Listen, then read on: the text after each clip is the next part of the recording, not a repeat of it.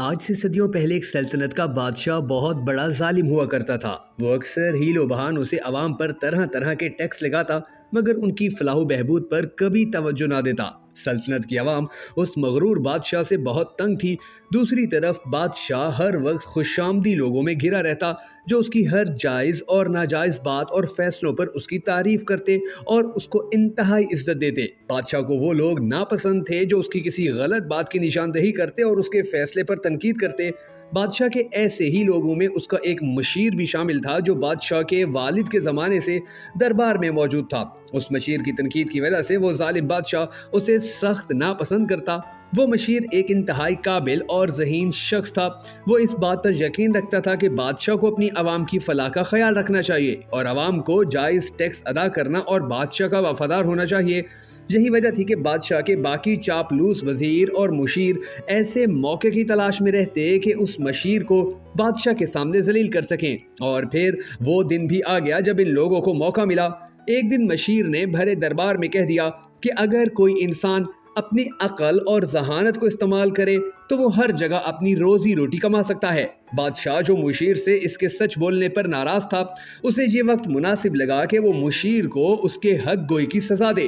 اس نے کہا کہ مشیر کو اپنی بات کی سچائی ثابت کرنی ہوگی اور حکم دیا کہ اسے گھوڑوں کے استبل میں بند کر دیا جائے۔ اسے کوئی تنخواہ نہیں ملے گی اور استبل سے باہر جانے کی بھی اجازت نہیں۔ وہ 1 مہینے میں 1000 سونے کے رائجل وقت سکے اپنی عقل اور ذہانت کو بروئے کار لا کر کمائے اور خزانے میں جمع کرائے، اور اگر وہ ایسا نہیں کرتا تو اس سے شاہی عہدہ واپس لے لیا جائے گا۔ بادشاہ کے اس فیصلے پر مشیر بڑا دل برداشتہ تو ہوا مگر اس نے ہمت نہ ہاری۔ اس نے بادشاہ سے درخواست کی اور کہا کہ اسے اپنا وزنی کنڈا ساتھ لے جانے کی اجازت دی جائے، جو بادشاہ نے منظور کر لی۔ مشیر کو استبل میں بند کر دیا گیا۔ اس نے استبل میں گھوڑوں کی خوراک کا وزن کرنا شروع کیا تو استبل کے ملازمین نے کہا کہ مشیر کا دماغ چل گیا ہے۔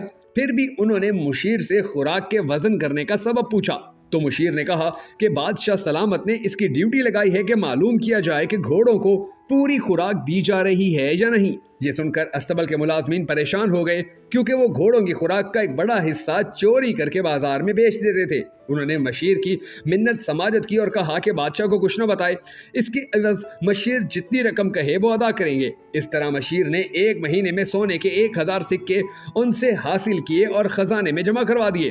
ادھر بادشاہ نے مشیر کی یہ بات ماننے سے انکار کر دیا کہ اس نے یہ رقم استبل سے کما کر خزانے میں جمع کروائی ہے، لہٰذا مشیر کو دریا پر موجود ایک جھونپڑی میں بند کرنے کا حکم دے کر کہا کہ اس دفعہ وہ 2000 سکے 1 ماہ میں سرکاری خزانے میں جمع کرائے، بصورت دیگر اس کی گردن اڑا دی جائے گی۔ مشیر کے پاس بادشاہ کی بات ماننے کے سوا کوئی چارہ نہیں تھا۔ اس نے دوبارہ ایک بڑا ترازو ساتھ لے جانے کی اجازت مانگی جو منظور کر لی گئی۔ مشیر نے دریا پر اپنے ترازو سے پانی کا وزن کرنا شروع کیا۔ کشتی بانوں نے اس کا سبب دریافت کیا تو مشیر نے ان کو کہا کہ بادشاہ سلامت نے اس کی ڈیوٹی لگائی ہے کہ جو کشتی بان زیادہ سواریاں کشتی میں سوار کرتے ہیں اور اس طرح لوگوں کی جانوں کو خطرے میں ڈالتے ہیں تو میں ان کے بارے میں بادشاہ کو آگاہ کروں تاکہ انہیں سخت سزا دی جائے۔ چونکہ تم سب زیادہ سواریاں اٹھاتے ہو اس لیے سزا کے لیے تیار رہنا۔ تمام کشتی بان یہ جان کر فوراً مشیر سے معافی مانگنے لگے۔ معاملہ اس بات پر طے ہوا کہ وہ ہر ماہ کے آخر تک مشیر کو 2000 سکے دیں گے جو بعد میں مشیر نے سرکاری خزانے میں جمع کروا دیے۔ 2 ماہ بعد مشیر کو بادشاہ کے دربار میں پیش کیا گیا۔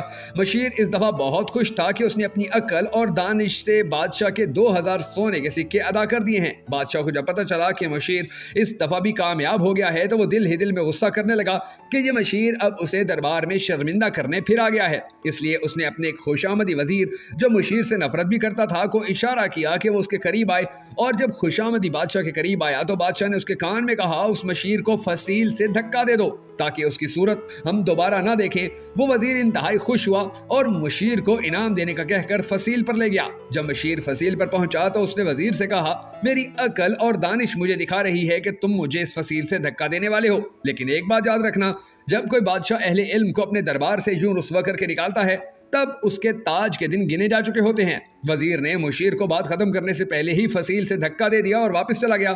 ٹھیک 7 دن بعد بادشاہ کی سلطنت پر اس کے طاقتور پڑوسی ملک نے حملہ کر دیا۔